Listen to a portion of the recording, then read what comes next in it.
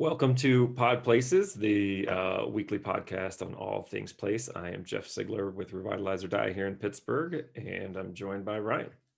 Hey guys, Ryan Short with Civic Brand in Dallas, Texas. And we are very fortunate today to have a special guest. We're joined by Deb Brown. Deb is in Iowa, and she is one half of the rural revitalization duo, Save Your Town with Becky McRae. And we are really pleased to have Deb come on to discuss some rural issues, but as well as soft pants. So so today we're covering just two subjects. We're going to talk about my most recent piece to Proud Places, the crisis of class, parentheses, the curse of soft pants. And then we're going to have a discussion about rural issues and the growing divide between rural areas and urban areas and what's to be done in terms of voting, in terms of economic disparity, and how do we address some of those issues. So, but before we get into that, Deb, how are you? I'm good. Thank you for having me today. It feels like a Friday, but it's only Thursday. And I'm happy to be here. The weather is almost 70 degrees, which is unheard of this time of year. So it's a good day to be here. Excellent, excellent. What's been going on in Iowa lately? Well, we made it through the election. Good. That's been kind of a big deal here, as you can imagine. Holidays, it's COVID. It's, people are trying to stay home. We, I believe, are number 3 on the hot list for COVID in the US. And I think the majority of Iowans want to be good about it, but it's just so easy not to be. Yeah, sure. So we're figuring out how to be better at it. How are things down in Dallas, Ryan? Kind of the same. It was funny. We were just talking to some people. We were out visiting some of the downtowns that we work with, and it's pretty interesting though how different towns have like completely different responses to it. You'd think that in some places you think we're not in a pandemic, and then other places it's full on pandemic mode. So that's an interesting dynamic that we have down here. But other than that, things are great. I wonder if that's leadership or culture or what that stems from. How odd to have such a different response to something that's pretty straightforward. Yeah, I mean, I think leadership definitely does, but I think the landscape where we are. I mean, I don't know, like you don't have to go like, and I'm interested in how this ties into our conversation here in a bit with rural, but in Dallas, you don't have to go far to very quickly be in rural, and then you go a little bit further and you're immediately back in very urban. And so, you jump in and out of that really quickly and easily, especially like around the Metroplex. And so, that, and then Texans, I think, are just a unique breed. They kind of just want to do their own thing regardless. So you can throw that in the mix. I was in Montana back in October, and it's definitely culture there. They're known so much for their rugged individualism, and nobody's going to tell me what to do. And they fall under that umbrella. So, it's a cultural thing from my viewpoint. Which is such an there's still the idea of community and taking care of one another, and I don't think that the idea of individual I wish that there doesn't need to be a separation between being a rugged individual and also caring about one another. But again, that's kind of grown into a political divide, which seems like a crazy thing, which we'll get into. Here in Pittsburgh, it's gotten bad lately. So we did really good. We did really well in the first wave. We'd locked down, everything was great, and we thought we'd skated through, and about mid-June we found out we hadn't.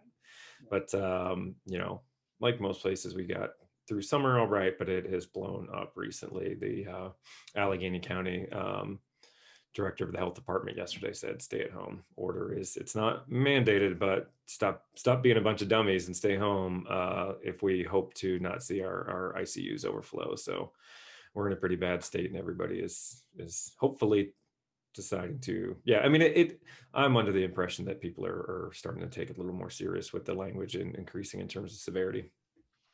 Yeah, I think people are starting to get, everybody kind of, I think, knows somebody that has had it, whereas that wasn't the case before. It was a lot of like, you heard it on the news, but you didn't have a personal connection to it. And I think hopefully that starts to make a difference as people know someone personally who's been impacted by it. And I saw a great post on Facebook that said it's better to have Thanksgiving at home than Christmas in the ICU. So Yeah. hopefully people will take that to heart this week.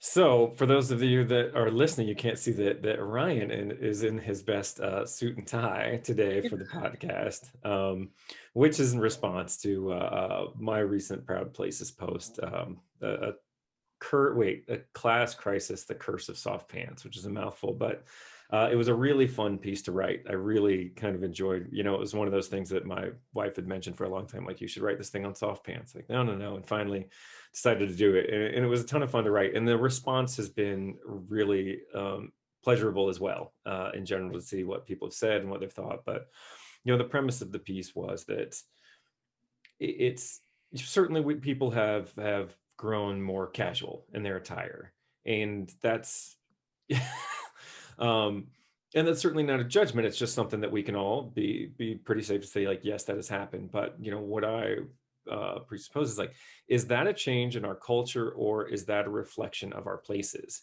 Because as if we were to go out for a date and see a musical in a historic theater, how it's appropriate, what is appropriate attire for such an event. Like, that space kind of dictates what you should wear. Yet on the other hand, if you're running into Walmart or something, you also have a good idea of what it is that you're supposed to wear, or at least what's appropriate, what's fitting. And so the idea is that, are we just creatures of habit, or are we a reflection of our place, and that's why people don't dress as nice anymore? Or is it that people aren't dressing as nice anymore, and sort of our declining standards, and what are the relationship between those two things? Again, like I said, feedback's been interesting. Most people a lot of responses I saw on actually, I had a friend share it, and created an interesting debate. And I saw a lot of people say, hey, like, that's a good point. Like, what I should do better personally. It does matter, and it's something we should think of. And then, then I was called a classist quite a few times, which I don't know if we'll get into that. I think that's actually an interesting concept, but I wanted to get your Deb, what are your thoughts on such things of attire and place and class and So I'll on? just throw one more thing in the mix. What about age differences? Because I very well know I'm in my 60s, and I know when I go to this kind of event, this is how I dress. And when I go to Walmart, I put on, well, I never go to Walmart, but when I go to a store, I put on nice jeans, right? Mm-hmm. And that's just because of my age, truly because of my age. And I see that quite a bit. The whole work from home thing, we've all dressed down because of that. We own nice tops, right? But probably in pajama pants on the bottom, which is an image, Ryan, in my head right now of you in that suit I'm from the not going to waist stand up. up. I'm not Yeah. And I think so. I talked about Montana a little bit. Everybody wears jeans. It's that's very much a cultural thing. You just show up in jeans. But I wonder if age has a play too.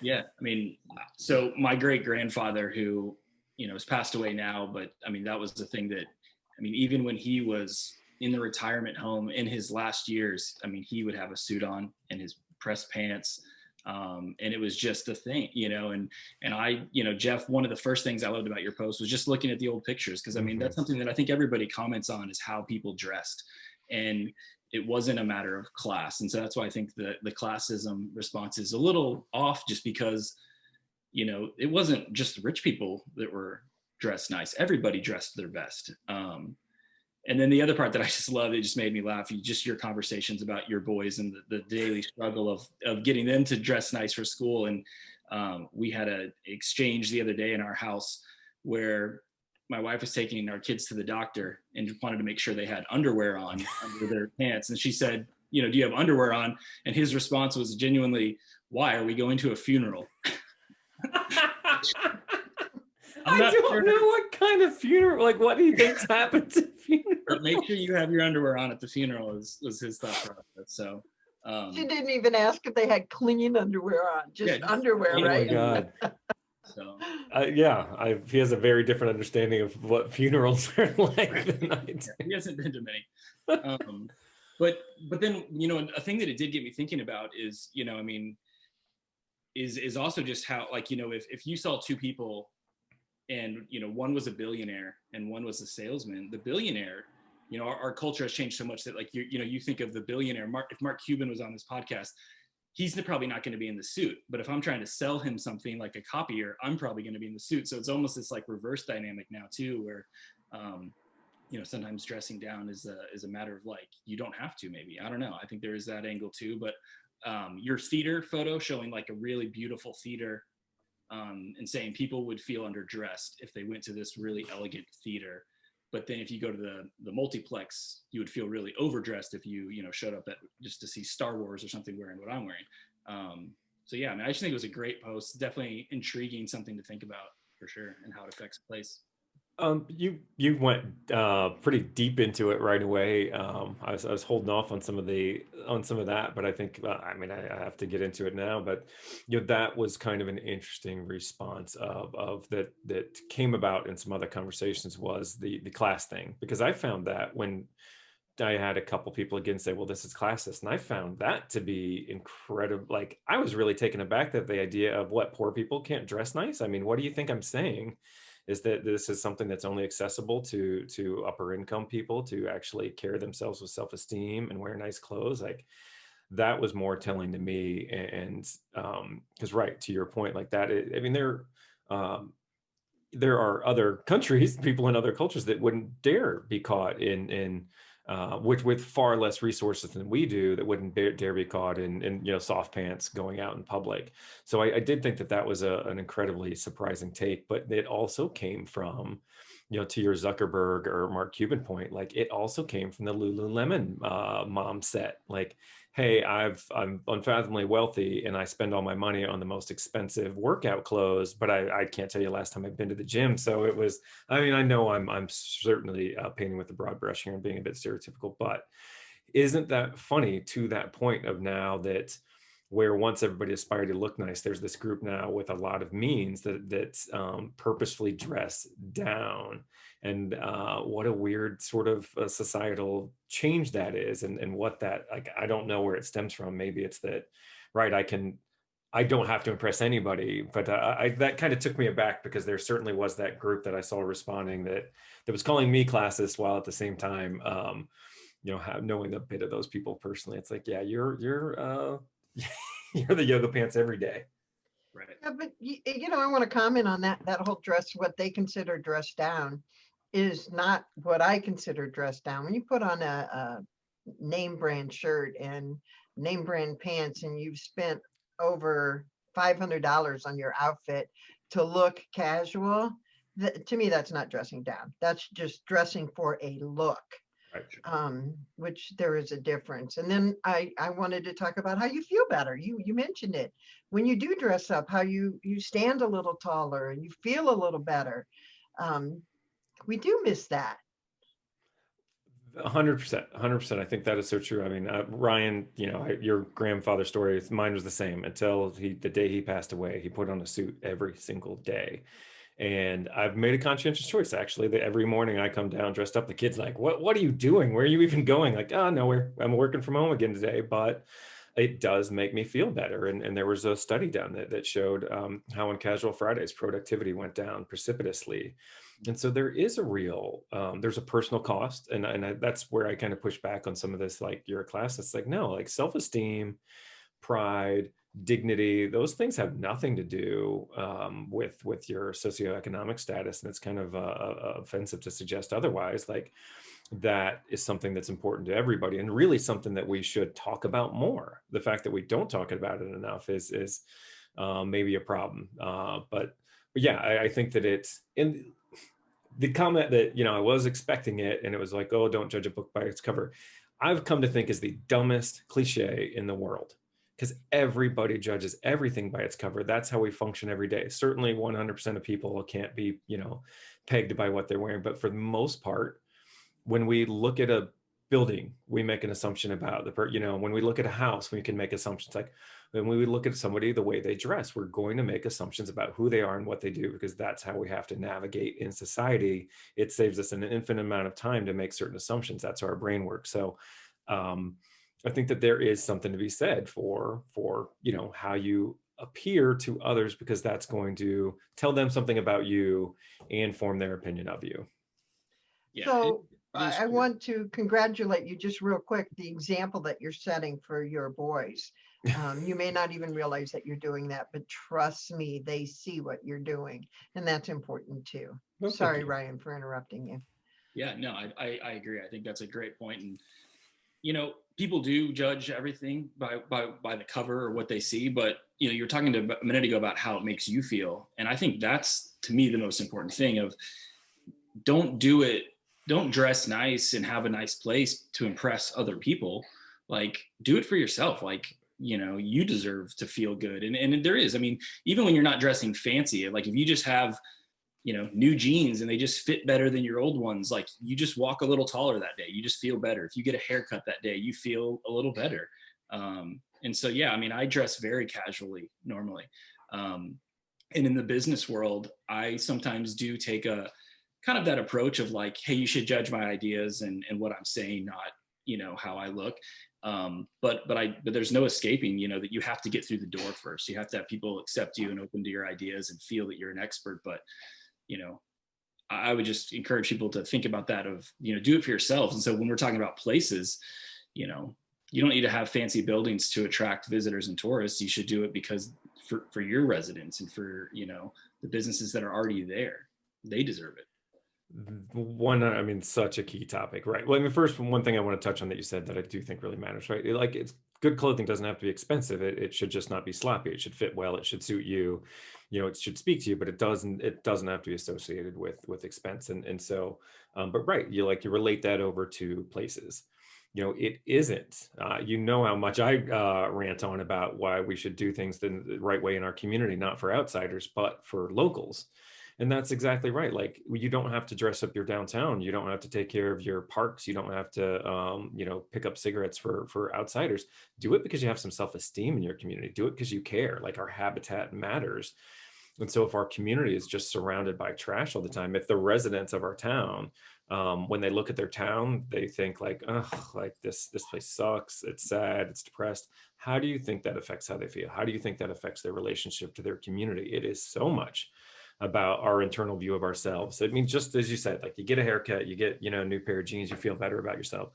Well, if you see a facade cleaned up, if you pull weeds at City Hall, if you, trim the trees in your downtown, like, those are things that make you feel better about your place. And that kind of maintenance, is like life is maintenance. And when you do that sort of maintenance, when you tend to things you care about, you take more pride in them. And I think that that's been overlooked.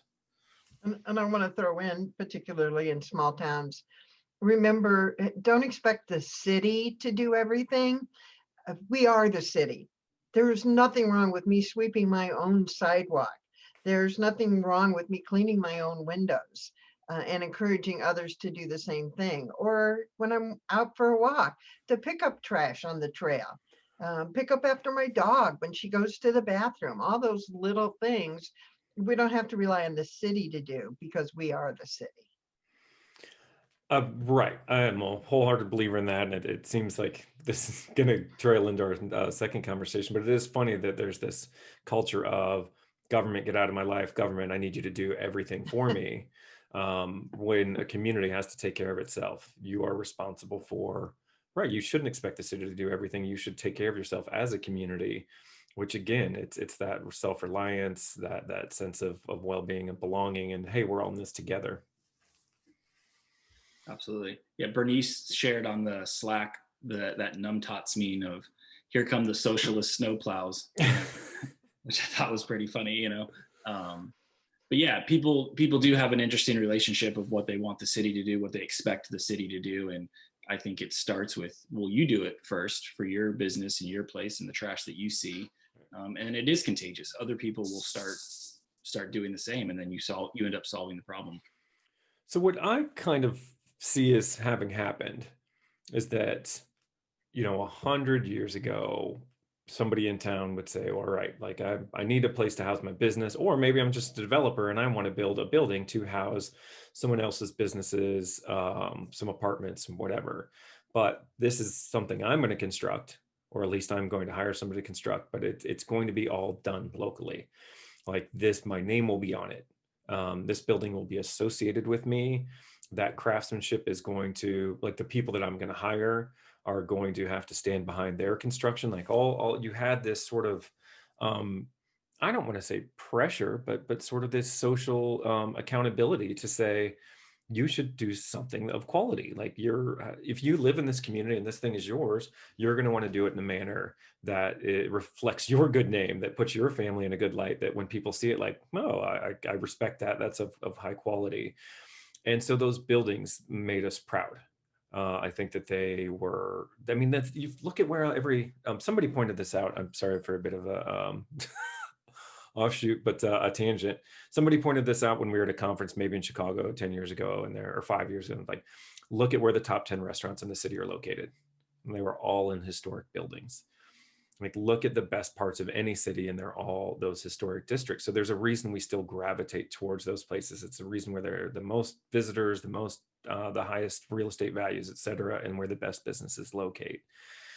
Now, today, it's completely different. It's like, okay, I'm an out-of-town developer. I've done a little bit of market research, and I realize that I can pick up a couple bucks if I build another franchise, or if I build another location in that community.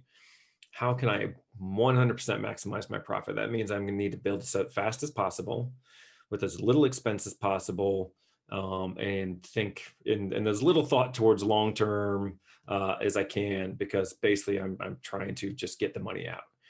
And so to me, that's what's happened. It's like, you used to have these places built with pride that made people feel good. And now it's just really centered around, how can I get as much profit out of it? And those places are cheap and make us feel bad. Well, I can answer how to stay away from that. First of all, don't welcome them. Make it a point not to welcome them. Don't give them incentives to build in your community. Have some basic standards. Like, we don't want a pole building in our downtown. We don't want a drive-through restaurant that's a fast food chain that we see all across America. We don't need those in our small town, particularly. Don't welcome them, and hold your city councils and your mayors and your administrators to put their toes to the fire. Just don't welcome them. You take away the money, a lot of them aren't coming. Agree wholeheartedly, Deb. I think that is such an important point, and really is a good segue over to this second topic. But why, like, I'm a huge, the article about soft pants was about standards, and it's the same thing that we're seeing.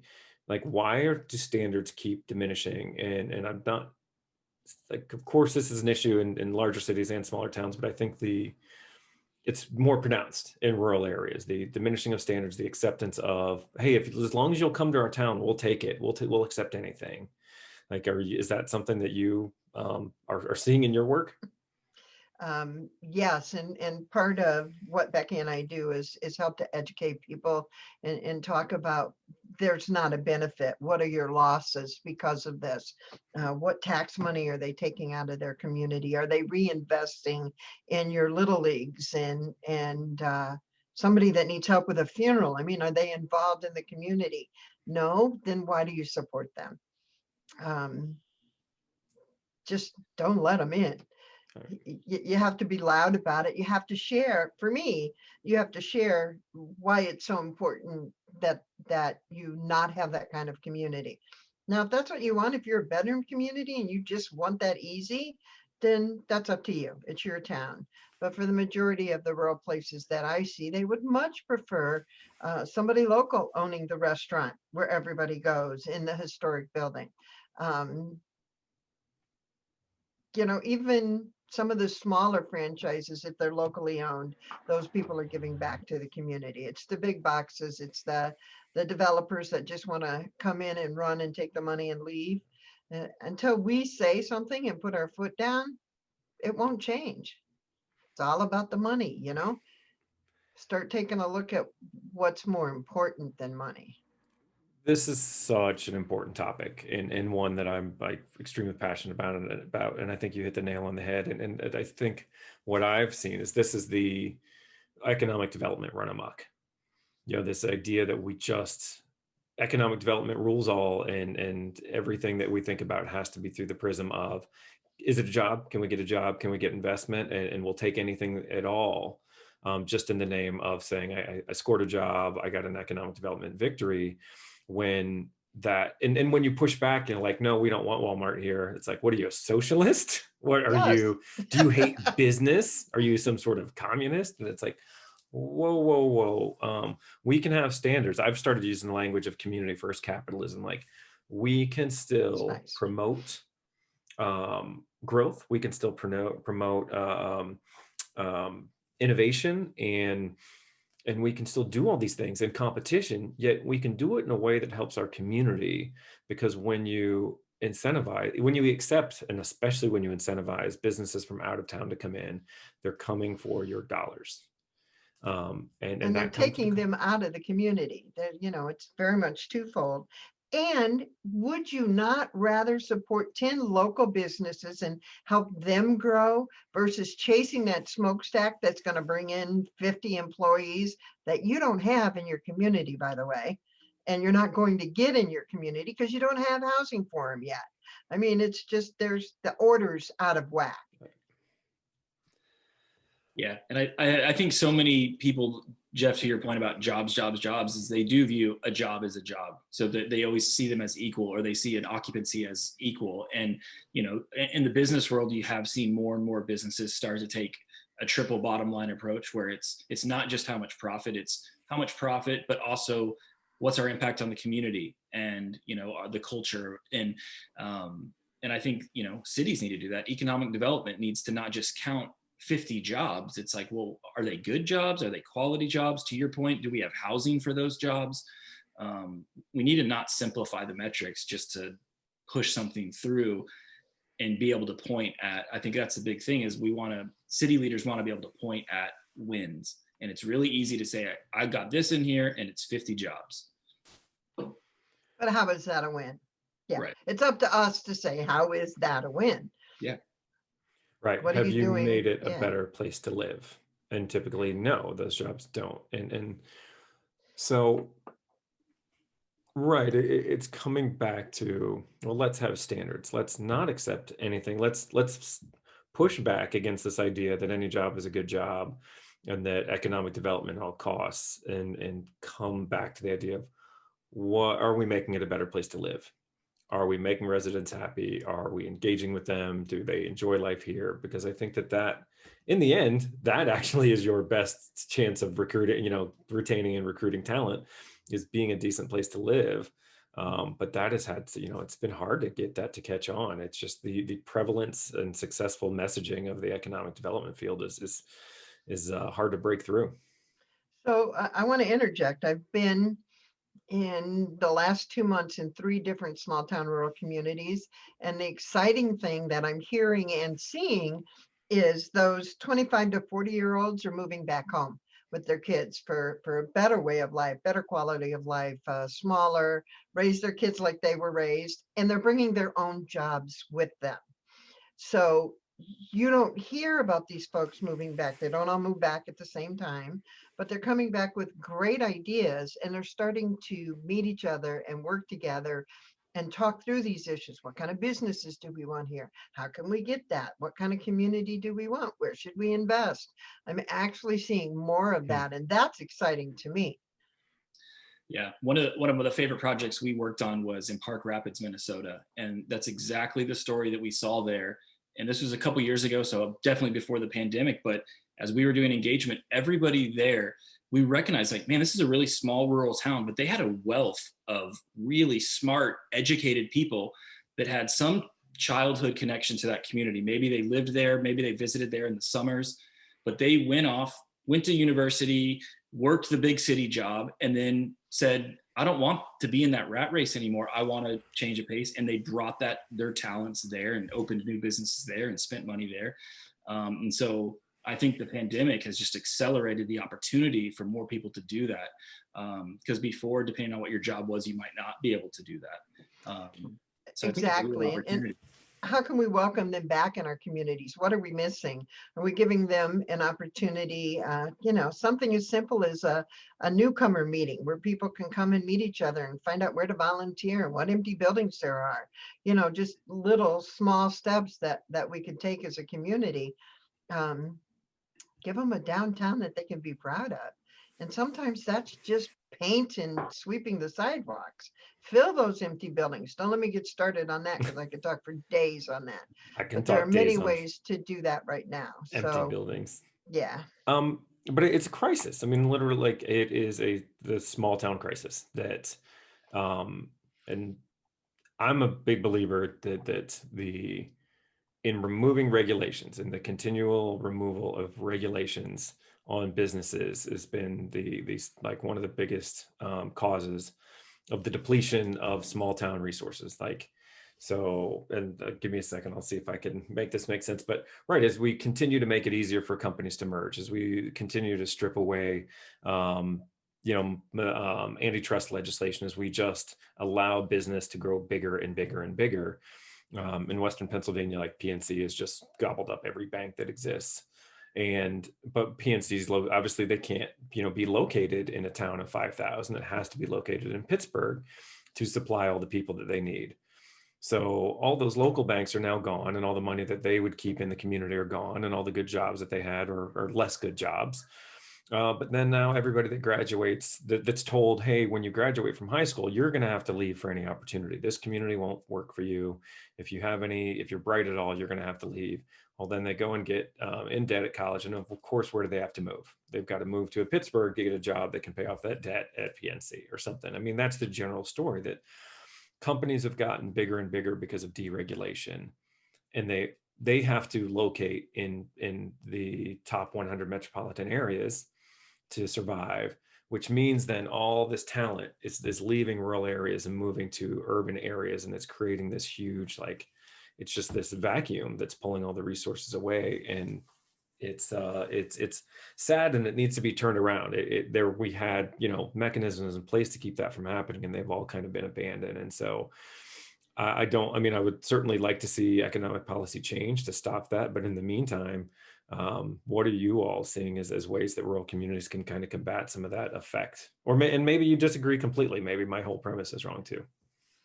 I think sustainability is important. I know the numbers might surprise you that in that millennial age range, 70 people will go for a job that has sustainability policies over income for themselves. Wow. So what are we doing in our communities to keep it green and to, use solar lighting, little simple things? What are we doing? I think we need to pay more attention to that. Yeah. Yeah, I think anything that gets filed under quality of life needs to be prioritized. But Jeff, to your point about, I think a lot of people would hear what you say and they would agree, but then they would say that the regulation is a small community who's, from an economic standpoint, their best days are in the past, right? Like they had a factory or they had something that left or jobs have left.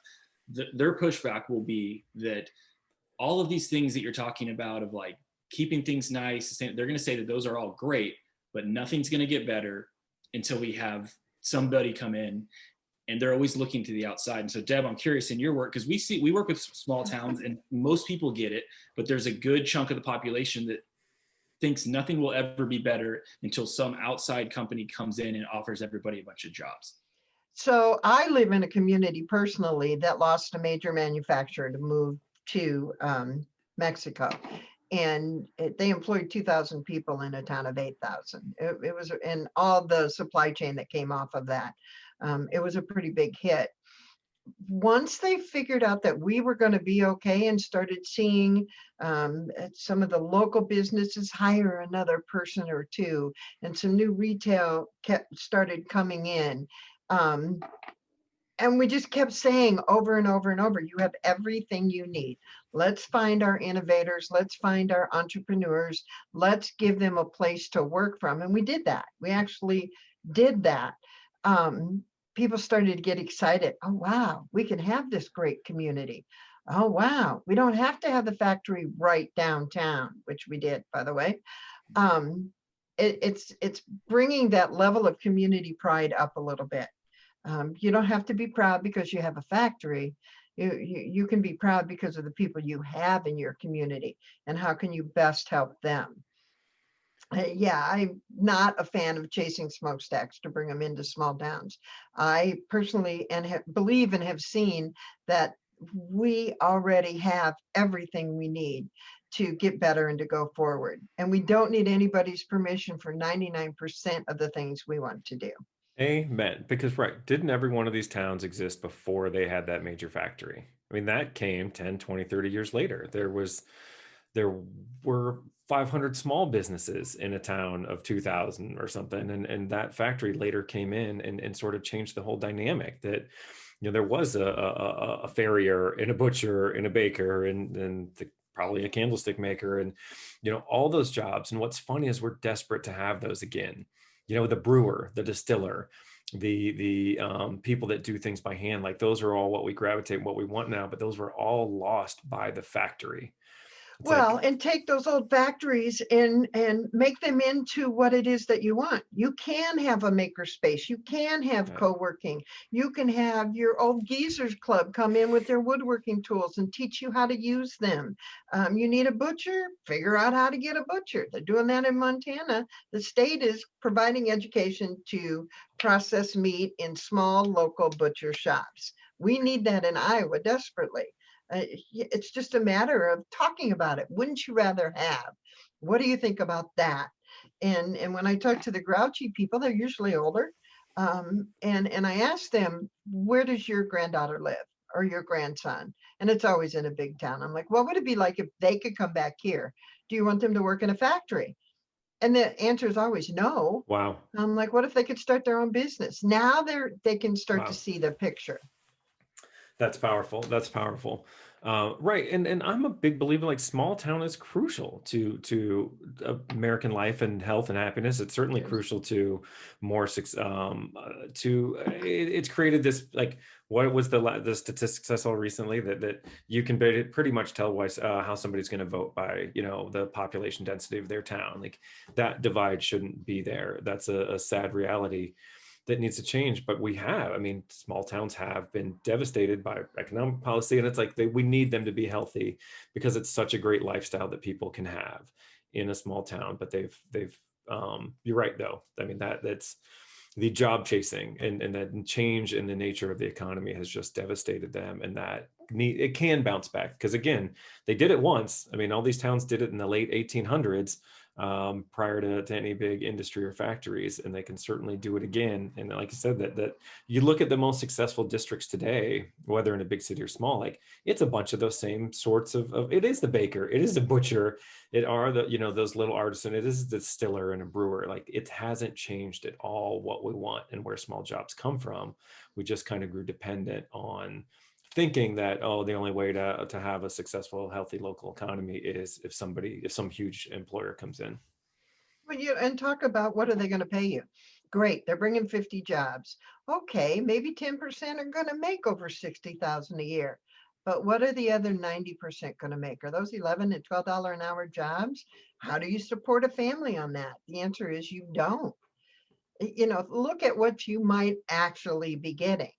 You want a data center in your community? What do those people make? Not nearly enough. What are you thinking? Yeah. And what are, you mentioned the housing. I mean, I think that's the biggest thing. And the order, we do have the order so backwards. I mean, I guess what have either of you seen as far as communities try to figure that out and kind of adjust that order to where they are providing housing and attracting the talent so that jobs that are worthwhile can be created or come? So in almost every rural community that I'm in, housing and workforce development are two big issues. Um, Second story housing downtown has become more and more popular because those people moving back can live and work downtown and walk everywhere and not have to to have a car to get to the grocery store because it's only 4 blocks away. So working on that redevelopment and revitalization of small downtowns and doing second story housing is an option we forget about. Lots of small towns have changed their code so that you can't build anything on 750 square feet or smaller. Well, that eliminates all the tiny houses, all of them.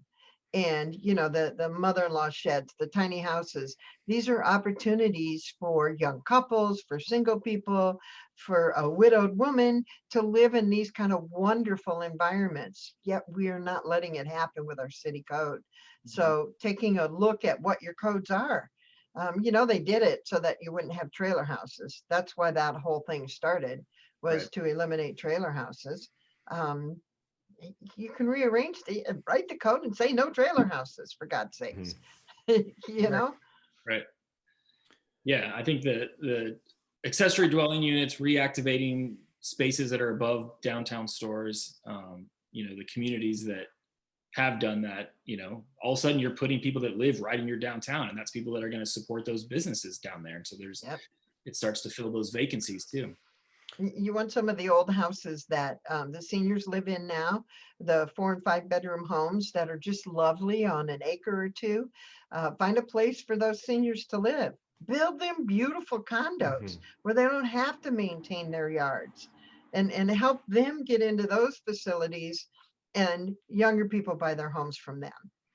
I've seen it some already, and as we're seeing a new generation of leadership, let's say in council or city manager or mayoral positions, but a lot in city manager, that I think that we're seeing some of those ideas start to take hold, that like traditional economic development is just broken as can be, and needs to be abandoned for this idea that we're all discussing of how do we do these things local? How do we cultivate local business, local developers?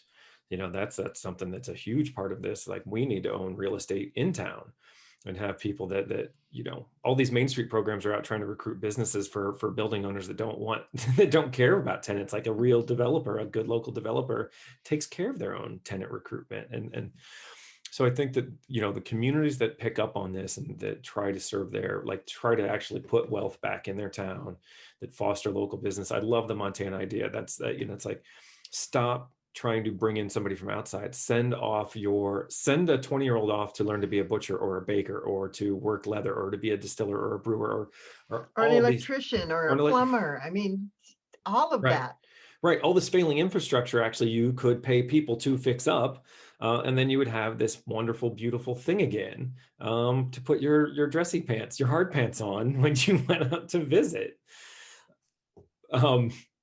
Right. That I think that the cities that understand that economic development is different than what they thought, and if they can do that locally and train the local people to do this work, those are the ones that are just going to surpass all the other towns that continue to beat this horse to death. They should lead with entrepreneurial training, entrepreneurial development, and have that thought first before you're chasing these smokestacks.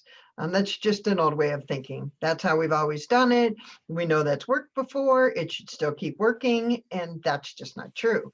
But working with your local entrepreneurs, the guy that's building widgets in his garage and selling them online, or has started a Kickstarter program and raised $250,000 to use the CNC lathing machine. I run into these stories all the time.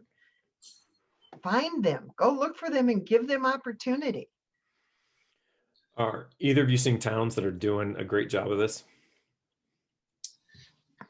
We've done some economic development work with Santa Fe, and they struggle a lot with, they've got a lot of people with a lot of means that retire there, and then they have a lot of very low paying jobs, and they don't have that middle. A lot of the young talent, has to go live in Albuquerque or work in Albuquerque, and they're doing some really, I think, good stuff with the maker spaces, kind of like you talked about.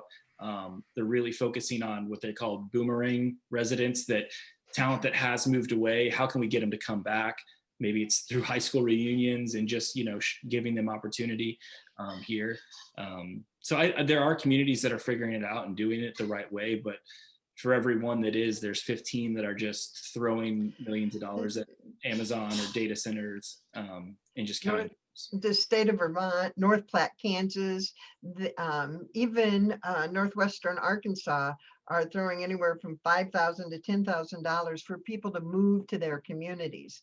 In Vermont, their population, half of it is over 55. So in 10 years, those people are retiring. So they need to backfill that population. So they, you want to move here to work from home? Sure, we'll give you 5,000. We'll help you with that. Same with North Platte. I just read about Arkansas is giving people $10,000 to move to that part of the country. There are some incentives out there that at least it's enough to get you moved. Yeah.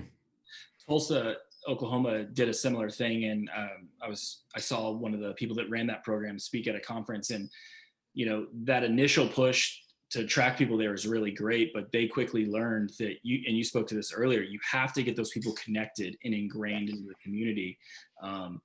Especially like a lot of cities, maybe they attract a teacher or a physician. Well, there's not as much focus on like the trailing spouse of like, if a spouse comes, well, is there a job for them? And can we get them connected? If we attract a young single teacher, is there opportunity for her to meet other people and maybe get married and stay there? I think you have to think about those next steps, because if we just focus on getting them there initially and they're not ingrained and connected to the community, they quickly leave. Right. We need roots. I mean, people need roots, and that's what is kind of gone missing, is those deeper ties that really a small town can provide. I had a really great conversation last week with a woman up in Kane, Pennsylvania. Is a pretty small town up in the Allegheny National Forest, beautiful place, but she had done the same, had left town, lived DC, Pittsburgh, wherever, came home for, as you mentioned, Ryan, a high school reunion, and realized like, wow, I kind of love this place. Like, it is a special place. It has all the things that I wanted, and I maybe I didn't have to leave. She started a job running there, like the community organization, the CDC chamber, they're all kind of housed under one umbrella. But what a smart idea that she did. It was 100 days of Cane, and for 100 days she interviewed people in the community, and those, like, hearing the stories of your community, hearing everybody talk about what it means to them, their memories, like those are beautiful, and they like give any town the sort of depth and breadth of like a rich tapestry, and they root you in that place. And that's the type of story, those are the things that make you love a place and want to stay part of it. So I thought that was such a brilliant campaign, and she said that how many people that she's talked to that has since, like, either moved to town or took a job in town or something, but in watching those, that they fell in love with the place. And we don't do a good enough job of kind of telling those stories of small town and how powerful that can be, instead of letting this negative narrative drive everything. Like, they switched it around and put a positive story on it. So I thought it was fascinating. Yeah, that committee of negativity is pretty vocal, but it's not the majority anymore. So we could get better at speaking up, and those stories that people are sharing, go one step further and show me ways that I can network with them, that I can be involved in a project they're working on. Ask people, what do you want? I do that a lot when I'm in a small town. What do you want? And when I get back to, I want it to be like 1950, I can stop the conversation and say, no, what do you want today? Not what you had. What do you want today?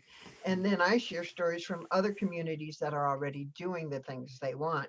There's hope out there. And to be able to tell people, again, you have my permission to go ahead and do that. It's huge how important that is. I like that. I've heard that from both you and Becky, that how often it's like, stop waiting around, stop waiting for permission. You can actually you can do all these things, and you probably need to right away. Excellent. Well, we're man, time flies. Indeed. Deb, I want to thank you for coming on, and also give you a chance to plug your work and talk a bit about what you do and how people can get in touch and follow you, and because they should have you come to their communities and impart your brilliance on them. So, I love you. Thank you. So our website is saveyour.town. .town, not .com, saveyour.town. And right now we're in the middle of our 4th biannual rural challenge survey of rural challenges. And if you go to saveyour.town and you live rural or small town, please do take that survey. It's 5 minutes, it's not long. And what it helps do is it helps with our programming and the things that we address, because we only want to work with people's challenges. If you're not having that experience, then why would I want to talk about it, right? But there are organizations across the world actually that use those results to start to address the challenges instead of what some urban organization thinks rural needs. So please take the survey of rural challenges, and that's at saveyour.town. You can find everything you need about Becky and I right there. Excellent, excellent. Thanks so much. I really appreciate that, and yeah, love seeing the work that you and Becky are putting out. I think there's so much need in rural communities, and you know their policies are not working in their favor, and that's something that needs to change. So they have to work twice as hard to bounce back. So really appreciate you coming on. Proud Places is we are a collection of you know, consultants that work in different parts, but we're all passionate about how place shapes us and how we need to do a better job of shaping those places. You can check out any of our stories, any of the articles we write or videos at proudplaces.com. You can follow us on Facebook at Proud Places, Twitter, Instagram, etc. And check out all our podcasts at Pod Places on all the regular sources. Oh, and we have an upcoming, sorry, one announcement. Next Tuesday, we are going to have a live stream event hosted by Michigan developer Jenna Costa called Fuck Convenience, where we are going to be talking about why the convenience economy isn't all that convenient, why some of these things are that we've been taught to believe are just really convenient or actually just tools to manipulate us into buying a bunch of crap that we don't need. And while if we turn our back on convenience, we might enjoy richer, healthier communities. So that's Deb. I hope you'll join us Absolutely. for that. That's I'll be listening. Yeah. Tuesday at 4:30, live streaming on Facebook. That's Eastern, 4:30 Eastern. Eastern. So, Okay. all right. Thanks everybody for joining us. Thanks Ryan. Thanks Deb. Thanks, Thank guys. you.